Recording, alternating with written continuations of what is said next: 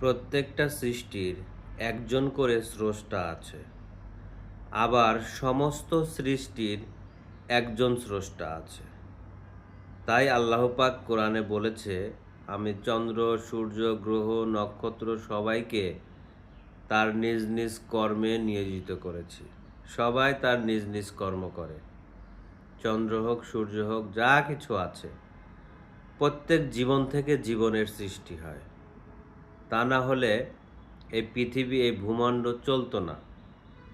যেমন গরুর বীজে গরু হচ্ছে, ছাগলের বীজে ছাগল হচ্ছে, মাছের বীজে মাছ হচ্ছে, গাছের বীজে গাছ হচ্ছে। জীবনকে তার জীবনের কর্মের উপর নিয়োজিত করেছে। সেই জীবন থেকে জীবনের উৎপত্তি, জীবন থেকে জীবনের প্রকাশ, অস্তিত্ব লাভ হচ্ছে। আর সবাইকে এক আল্লাহর শক্তি থেকে এদেরকে প্রতিষ্ঠা করা হয়েছে। এটাই মহাসত্য।